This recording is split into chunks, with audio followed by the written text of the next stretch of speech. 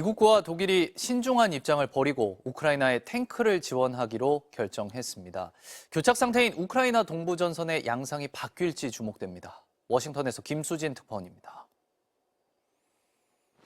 미국이 우크라이나에 에이브럼스 탱크 31대를 지원하기로 전격 결정했습니다.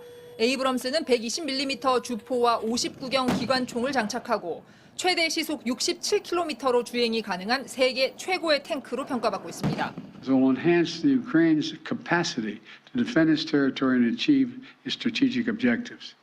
The Abrams tanks are the most capable tanks in the world. 독일도 주력 전차인 레오파드 2탱크 14대를 우크라이나에 지원하기로 결정했습니다. 또 폴란드 등 다른 나라가 보유한 레오파드 탱크를 우크라이나로 재수출하는 것도 승인하기로 했습니다. Zusammen mit unseren Verbündeten bereitzustellen. Das gibt viele Länder, die gerne mitliefern wollen, und wir werden das koordinieren und sie einbeziehen, damit das Schritt für Schritt auch möglich wird. 이 같은 결정은 마침 우크라이나 젤렌스키 대통령의 45번째 생일에 맞춰 발표됐는데 우크라이나는 신속한 배치가 이루어져야 한다고 당부했습니다. То кількість танків і термін, коли вони можуть до нас доїхати, мають невід'ємну, важливу роль. 독일은 1분기 내 배치를 완료할 수 있게 한다는 목표지만 미국 에이브럼스 탱크는 조달과 훈련까지 수개월이 소요될 것으로 예상됩니다. 러시아는 서방의 탱크 지원에 대해 다 불타버릴 것이라며 러시아를 겨냥한 노골적인 도발이라고 비난했습니다. 바이든 대통령은 우크라이나에 대한 지원은 전 세계의 책무라고 강조했습니다. 미국과 서방 국가들의 탱크 지원이 11개월째 이어지고 있는 전쟁의 양상을 바꾸게 될지 주목됩니다. 워싱턴에서 MBC 뉴스 김수진입니다. 세계 경제 성장 속도가 느려질 것이라는 관측이 잇따르고 있습니다. 인플레이션과 지정학적 위기, 통화 긴축 부작용 같은 위험 요인들이 여전해서 일부 국가는 경기 침체가 예상됩니다. 노경진 기자입니다. 유엔 경제사회처는 2023 세계 경제 상황과 전망 보고서를 통해 올해 세계 경제 성장률을 1.9%로 예측했습니다. 지난해 중반보다 1.2%포인트 낮춘 것으로 최근 수십 년간 가장 낮은 수치입니다.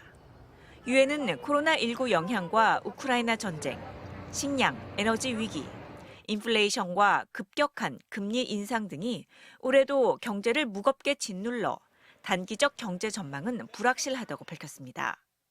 이 같은 요인들이 가라앉아야 내년 세계 경제는 2.7% 성장률로 다소 회복할 것으로 예상됐습니다. 지역별로는 유럽과 미국의 성장 둔화가 두드러집니다. 올해 미국의 성장률은 0.4%에 그친 뒤 내년에는 1.7%를 기록할 걸로 전망됐습니다. 유럽에서는 다수의 국가가 경기 침체를 경험할 것으로 보입니다. 유럽연합의 성장률 전망치는 올해 0.2%, 내년 1.6%입니다.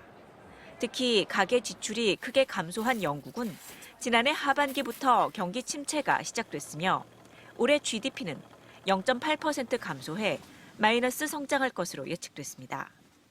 중국은 올해 4.8% 성장할 전망이지만 이는 코로나19 이전 평균치인 6에서 6.5%보다는 상당히 낮습니다. 한국은 올해 2.0%, 내년 2.5%, 일본은 올해 1.5%, 내년 1.3%로 전망됐습니다. 보고서는 중국을 제외한 동아시아 국가들이 보복 수요 위축, 생활비 상승, 수출 약화 등으로 성장 동력을 잃고 있다고 지적했습니다. 또 물가 상승 압력은 미 연준 등 각국 중앙은행들의 긴축 정책과 수요 둔화로 인해 진정될 가능성이 크지만 올해는 높은 수준에 머무를 걸로 예상됐습니다. MBC 뉴스 노경진입니다. 부쩍 오른 난방비 고지서 보고 놀란 분들 많으실 텐데요. 조금이라도 아끼기 위해 실내 온도를 낮추거나 온수를 덜 쓰고 단열 용품을 사는 사람도 늘고 있습니다. 고재민 기자입니다. 설 연휴 전후로 각 세대에 도착한 지난달 난방비 고지서. 만나는 사람들마다 춥다는 말과 함께 난방비 걱정이 주된 이야기거리가 됐습니다. 서로 경쟁하듯 얼마나 나왔는지 먼저 말하고. 한 44만 얼마쯤 돼요. 30만 원 조금 넘었어요. 30만 5천 얼만큼. 그래서 보일러 트는 걸 아끼게 됐다는 시민도 있고 관리비가 한 돈 10만 원 오른 것 같아요.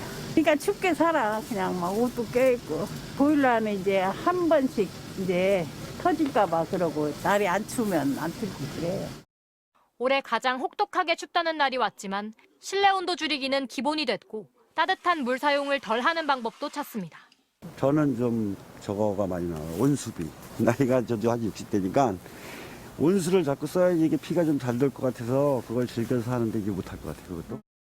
난방비를 아끼는 방법을 찾아 나선 사람들이 많아졌습니다. 집에 바람이 스며들 구멍이 없도록 하나에 3,000원짜리 단열 시트나 문풍지를 사서 붙이려 합니다.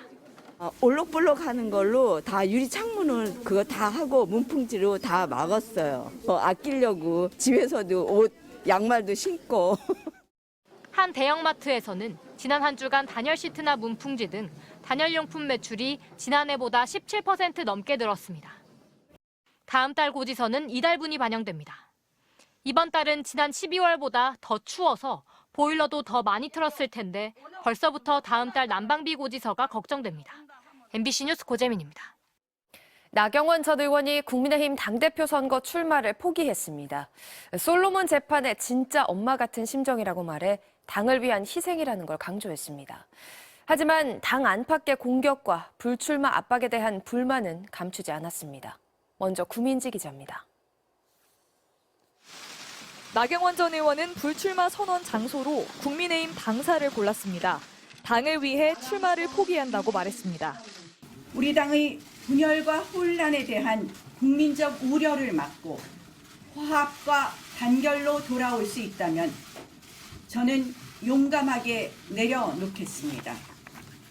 오늘의 정치 현실이 무척 낯설다. 정당은 포용과 존중을 절대 간직해야 한다는 말도 했습니다. 대통령실과 친윤석열계 의원들의 불출마 압박에 대한 불만을 드러낸 걸로 보입니다. 결국 저의 출마가 분열의 프레임으로 지금 작동하고 있고 당을 사랑하는 마음으로 솔로몬 재판의 진짜 엄마의 심정으로 제가 그만두기로 결정했습니다. 대통령실과의 갈등에 대한 직접적인 언급은 피했습니다. 대통령실에 불출마 압박을 놓고 과한 당무 개입이다, 불출력이다라는 논란도 일었는데 제가 구태여 그 부분에 대해서는 말씀드리기는 적절하지 않은 것 같습니다. 나경원 전 의원은 끝까지 출마할지 말지를 저울질했지만 결국 윤 대통령과 친윤석열계의 집요한 공격 앞에서 승산이 없다고 판단한 걸로 보입니다. 나 전 의원은 전당대회에서 어떤 역할도 하지 않겠다고 말했습니다. 이른바 윤심을 등에 업은 김기현 의원은 강력한 경쟁자의 출마 포기를 환영했습니다. 대승적 결단을 하면서 살신성인의 모습을 보였다고 높게 평가하고 싶습니다. 안철수 의원은 아쉽다고 밝혔지만 나경원 지지표의 흡수를 기대하는 분위기도 읽힙니다. 아마도 나경원 의원께서 지금 원하시는 그런 방향들이 수도권에서의 승리 아닙니까? 또 다른 당권 주자인 윤상현 의원은 집단 린치 사태라며 뺄셈 정치라고 비판했습니다. MBC 뉴스 구민지입니다.